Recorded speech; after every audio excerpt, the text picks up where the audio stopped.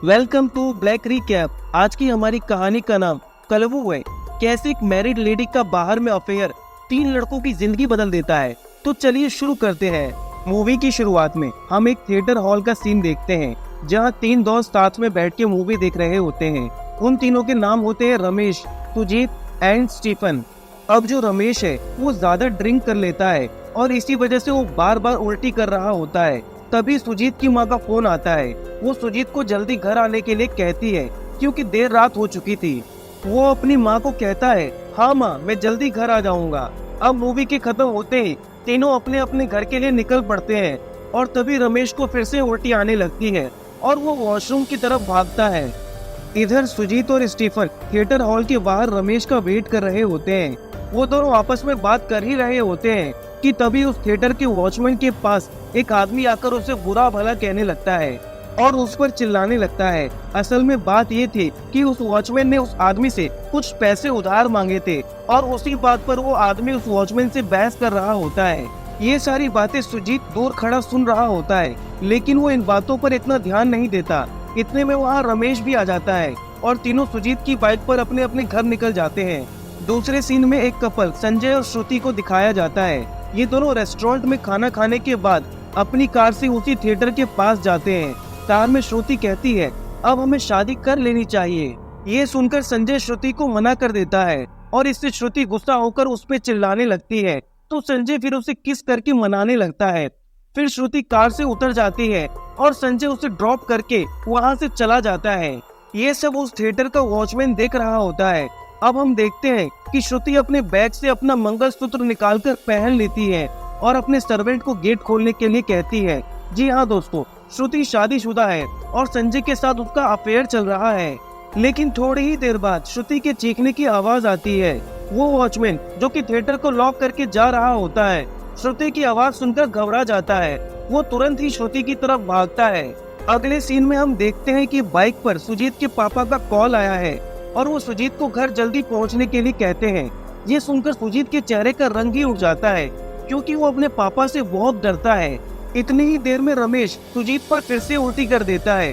अब तीनों दोस्त साइड में बाइक रोककर सुजीत का शर्ट साफ करने में लग जाते हैं। दूसरी तरफ हम देखते हैं कि श्रुति को बहुत चोट लगी होती है और वो बेहोश पड़ी रहती है। उसे तुरंत ही एक एम्बुलेंस में लेकर हॉस्पिटल ले जाया जाता है। थिएटर के वॉचमैन से जब आसपास के लोग पूछताछ करने लगते हैं तो वो कहता है कि 3 लड़के बाइक पे से श्रुति के गले का चैन छीनकर भागे और इसी वजह से श्रुति घायल होकर गिर पड़ी।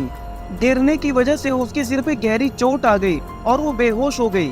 अब ये सुनकर सोसाइटी के लोग पुलिस को इन्वेस्टिगेशन के लिए बुला लेते हैं। अब हम देखते हैं कि सुजीत, स्टीफन और रमेश के सामने पुलिस सारे गाड़ियों की चेकिंग कर रही होती है। ये देखकर सुजीत डर जाता है क्योंकि उन तीनों ने ड्रिंक किया था और फिर उन पर ड्रिंक एंड ड्राइव का केस लग जाता। और फिर सुजीत के पिता को जब ये बात पता चलती तो वो सुजीत का जीना मुश्किल कर देते। तो वो अपनी बाइक पुलिस वालों से बहुत दूर खड़ी करते हैं। लेकिन इसी टाइम उन पुलिस वालों को खबर मिलती है कि 3 लोग एक लेडी का चैन खींचकर पल्सर बाइक से भागे हैं। ये देखकर पुलिस वाले सुजीत और उसके दोस्तों का पीछा करने लगते हैं, ये सोचकर कि वही ये तीनों चोर हैं। ये देखकर वो तीनों पुलिस वाले से भागने लगते हैं और किसी तरह एक गली में जाकर छुप जाते हैं। फिर जब सुजीत दोबारा अपनी बाइक स्टार्ट करता है तो उसे पता चलता है कि बाइक का पेट्रोल खत्म हो गया है। फिर वो तीनों अपनी बाइक वहीं छोड़कर भाग जाते हैं और थोड़ी देर बाद 2 पुलिस वाले वहां आ जाते हैं। लेकिन उस गली में 4 पल्सर बाइक देख के वो पुलिस वाले कंफ्यूज हो जाते हैं।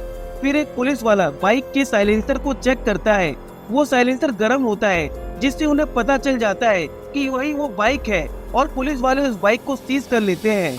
अब हॉस्पिटल में श्रुति को देखने उसका हस्बैंड गौतम आता है। वो डॉक्टर से श्रुति की हालत के बारे में पूछता है तो डॉक्टर उससे कहता है कि श्रुति अभी कोमा में है। ये सुनकर गौतम सुन पड़ जाता है। वो जैसे ही डॉक्टर के केबिन से बाहर निकलता है तो श्रुति के फोन पर संजय का कॉल आता है। गौतम फोन उठाकर कहता है, श्रुति का एक्सीडेंट हो गया है, वो अभी हॉस्पिटल में है, आप कौन बोल रहे हैं। ये सुनते ही संजय तुरंत फोन कट कर देता है। अब हम उन तीनों दोस्तों को देखते हैं। सुजीत और उसके दोनों दोस्त पुलिस के जाने का वेट कर रहे होते हैं। तब तक सुजीत एक बोतल में पेट्रोल भरने लगता है।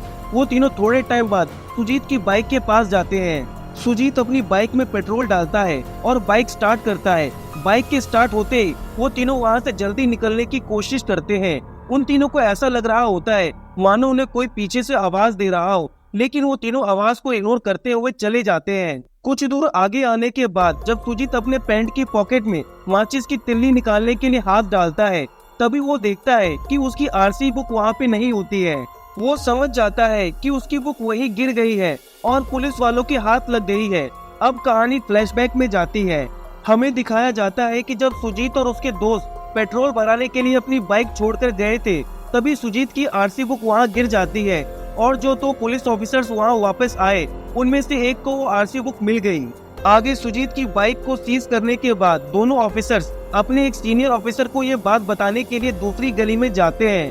तभी पीछे से सुजीत और उसके दोस्त वापस आकर अपनी बाइक में पेट्रोल डाल रहे होते हैं और पेट्रोल डालने के बाद वो तीनों तुरंत ही वहाँ से निकल जाते हैं।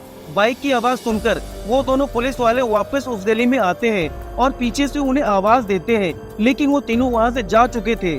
सुजीत की आरसी बुक के ऊपर की डिटेल्स पढ़कर एक सीनियर ऑफिसर सुजीत के घर जाता है और सुजीत के पेरेंट्स को सारी बातें बताता है कि कैसे सुजीत ने एक लड़के की चैन चुराई और वहाँ से भाग निकला। वो ऑफिसर सुजीत के पापा से कहता है, तुम्हारे बेटे ने न केवल एक लेडी का चैन चुराया है, बल्कि हाथापाई में उसे बुरी तरीके से घायल भी किया है और वो लेडी अब कोमा में है। ये सब कहने के बाद वो ऑफिसर सुजीत के पापा को पुलिस स्टेशन लेकर जाता है।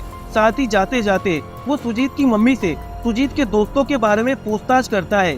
सुजीत की मम्मी उसके एक फ्रेंड अशोक के बारे में बताती है। अब सीन फिर से चेंज होता है और हम देखते हैं कि जब वो तीनों दोस्त बाइक पर बैठे रहते हैं, तब सुजीत को अशोक का फोन आता है। वो उसे कहता है, तुम तीनों ने अब कौन सा कांड किया है? पुलिस वाले मेरे घर आए थे और मुझसे तुम्हारे बारे में पूछताछ कर रहे थे।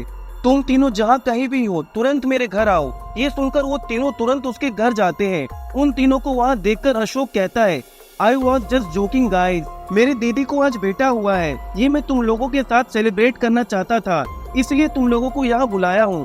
ये सुनते ही सुजीत को गुस्सा आ जाता है। वो गुस्से में अशोक को उन तीनों के साथ हुई पूरी कहानी के बारे में बताता है। उसके बाद हम देखते हैं कि अगले सीन में पुलिस उस वॉचमैन के सारे स्टेटमेंट्स को नोट कर रही होती है। पास ही गौतम भी खड़ा होकर सब सुन रहा होता है और गुस्से में उन तीनों के खिलाफ पुलिस कंप्लेंट फाइल कर देता है। इधर हम देखते हैं कि अशोक को सचमुच पुलिस कॉल करके सुजीत और उसके दोनों दोस्तों के बारे में पूछती है, लेकिन ये बात सुजीत को एक प्रैंक लगती है और वो नहीं मानता है। इस पर अशोक कहता है, मैं इस बार सच कह रहा हूँ, मुझे पुलिस ने तुम तीनों से रिलेटेड बातें पूछने के लिए पुलिस स्टेशन बुलाया है। मैं वहाँ जाकर पहले सारा मामला पता करके आता हूँ। ये कहकर वो वहाँ से चला जाता है और सुजीत और रमेश और स्टीफन वहाँ बिल्कुल डरे और घबराए से हो जाते हैं। उनका दिमाग मानो सुन पड़ जाता है।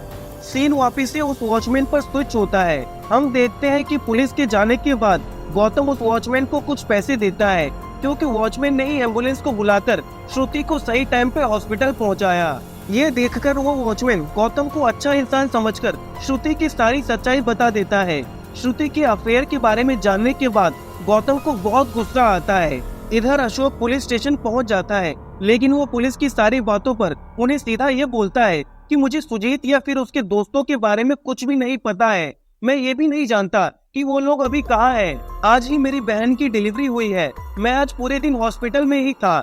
ये बात सुनकर पुलिस वाले उस हॉस्पिटल में कॉल करके वेरीफाई करते हैं कि अशोक सच बोल रहा है या झूठ, लेकिन अशोक की बात सच निकलती है। ये सुनकर पुलिस वाले अशोक की डिटेल्स नोट करके उसे जाने बोलते हैं। अशोक पुलिस स्टेशन के बाहर जाते टाइम सुजीत के पापा को वहाँ बैठा देखता है।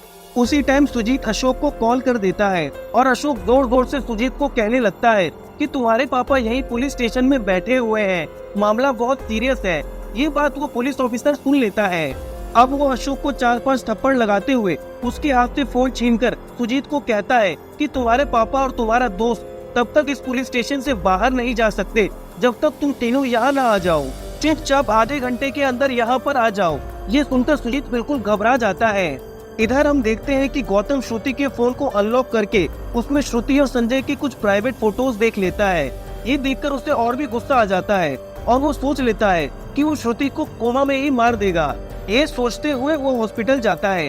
हॉस्पिटल में जाते ही उसे संजय मिलता है, जो कि श्रुति को अपना कलीग बताता है।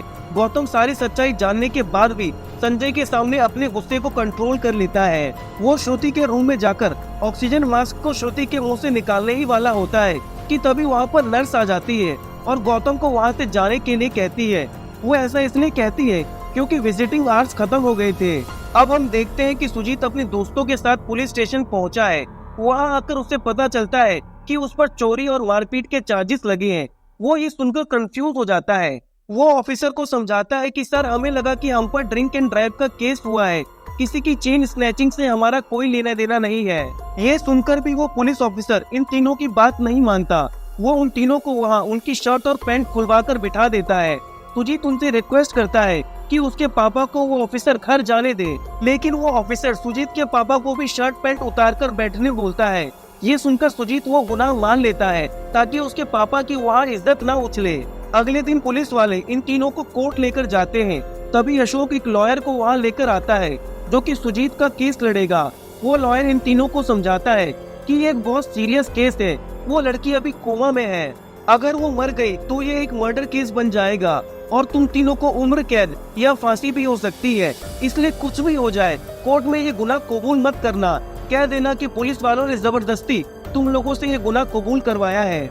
और बिल्कुल ऐसा ही वो तीनों करते भी हैं, लेकिन उन्हें बेल के लिए 2-3 लाख रुपए चुकाना पड़ता है। इसी बीच वो लॉयर अशोक को 1 लाख रुपए जमा करने के लिए कहता है। अशोक सुजीत के पापा से मिलने जाता है। सुजीत के पापा को यह भरोसा होता है कि सुजीत वो गुनाह नहीं कर सकता, इसलिए वो अशोक को 1 लाख रुपए दे देते हैं। अब हॉस्पिटल के सीन में हम देखते हैं कि श्रुति से मिलने उसकी 2 कोलीग्स आई होती है और उनसे बात करके गौतम को ये पता चलता है कि संजय श्रुति का कोलीग भी नहीं है। दूसरी तरफ सुजीत और उसके दोनों दोस्तों को बेल मिल जाते हैं और वो तीनों जेल से बाहर आ जाते हैं। लेकिन फिर हम ये देखते हैं कि पुलिस वाले इन तीनों की बेल से एक रात पहले ये प्लान बनाते हैं कि कुछ हफ्तों पहले हुए एक चेन स्नैचिंग के केस में इन तीनों को फिर से फंसा देंगे। इससे उन पुलिस वालों को क्रेडिट मिलेगा। ये सुनकर सुजीत फिर से परेशान हो जाता है। अब उनका लॉयर सुजीत को उस बंदे के पास लेकर जाता है जिसने पहले वाली चेन स्नैचिंग का केस फाइल किया था। वहाँ पर वो लॉयर उस आदमी से रिक्वेस्ट करता है कि वो केस वापस ले ले, लेकिन वो लालची आदमी सुजीत से 3 लाख रुपए की डिमांड करता है। ये सुनकर वो दोनों वहाँ से निराश होकर लौट आते हैं। रास्ते में वो लॉयर सुजीत को ये समझाता है कि देखो, कैसे भी करके पैसे जमा कर लो, कम से कम ये केस तो रफा दफा हो जाएगा। उधर दूसरी तरफ संजय श्रुति के घर आता है क्योंकि उसे पता है कि श्रुति के फोन में उनकी प्राइवेट फोटोज है। वो किसी तरह गौतम को बातों में उलझाकर श्रुति का फोन ले लेता है और उसे अनलॉक करने की कोशिश करता है, लेकिन गौतम पहले ही श्रुति के फोन का पासवर्ड बदल चुका होता है। ये देखकर संजय वहाँ से लौट जाता है। फिर गौतम वापस से हॉस्पिटल जाता है ताकि श्रुति को मार सके, लेकिन जैसे ही वो ऑक्सीजन सिलेंडर में ऑक्सीजन लेवल को कम करने के लिए आगे बढ़ता है, उसी टाइम कैबिन का डोर खुलता है और वहाँ पर सुजीत आ जाता है। वो दरअसल अशोक की बहन को देखने आया होता है और उसे वहाँ पहुंचकर पता चलता है कि श्रुति भी इसी हॉस्पिटल में एडमिट है। ये सोचकर वो गौतम से बात करने के लिए जाता है ताकि वो केस वापस ले ले, लेकिन सुजीत को देखकर गौतम आग बबूला हो जाता है। वो उसे डांट कर वहाँ से जाने को कहता है। वो कहता है कि मैं किसी भी हालत में केस वापस नहीं लूंगा। ये सारी बातें सुजीत जाकर उस लॉयर को बताता है। तब वो लॉयर एक प्लान बनाता है। वो 3 लड़कों को ढूंढता है जो कि सुजीत और उसके दोनों दोस्तों की जगह उस गुनाह को मानेंगे और जो भी सजा होगी वो कबूल कर लेंगे। लेकिन फिर वो लॉयर इतना करने के लिए 10 लाख रुपए की डिमांड करता है। ये सुनकर सुजीत बिल्कुल डर जाता है।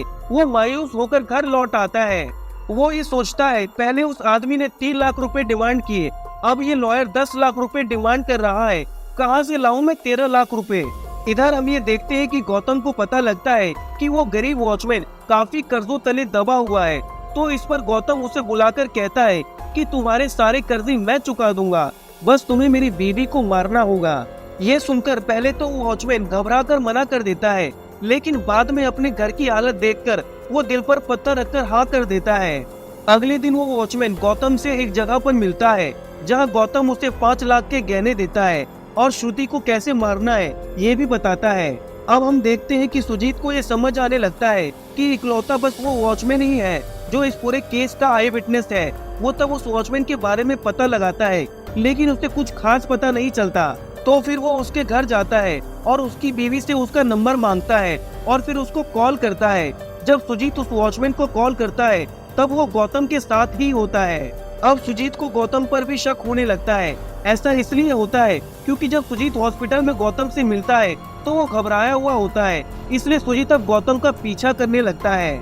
वो देखता है कि गौतम हॉस्पिटल न जाकर अपने डेली के काम करता रहता है। ये देखकर सुजीत का डाउट थोड़ा और बढ़ जाता है। तभी वो रमेश को कॉल करता है और उससे कहता है कि तुमने अशोक की बाइक उसे लौटाई कि नहीं।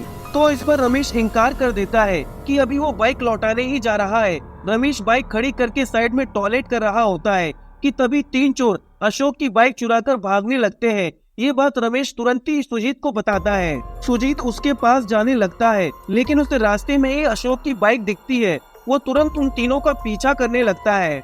उधर हम देखते हैं कि वो वॉचमैन एक डॉक्टर की ड्रेस में श्रुति के कैबिन में जाता है और गौतम उस कैबिन के बाहर खड़ा होता है। फाइनली वो वॉचमैन श्रुति को मार देता है और उसके ऐसा करते ही गौतम अंदर आ जाता है और उसे पकड़वा देता है। उस वॉचमैन को पुलिस लेकर चली जाती है। दूसरी तरफ वो तीनों चोर जब अशोक की बाइक चुराकर भाग रहे होते हैं तो उन्हें एक लड़की दिखाई देती है और वो उस लड़की के गले से चैन छीन लेते हैं। लेकिन मौके पर सुजीत भी वहाँ आ जाता है और तीनों को पीटता हुआ पुलिस स्टेशन लेकर जाता है। पुलिस स्टेशन पहुंचकर सुजीत को पता चलता है कि श्रुति की मौत हो गई है। अब वो पुलिस ऑफिसर कहता है कि जिस केस को तुम क्लोज करवाना चाहते थे वो क्लोज हो ही गया, लेकिन तुम्हें अब मर्डर की सजा होकर रहेगी क्योंकि वो लड़की मर चुकी है।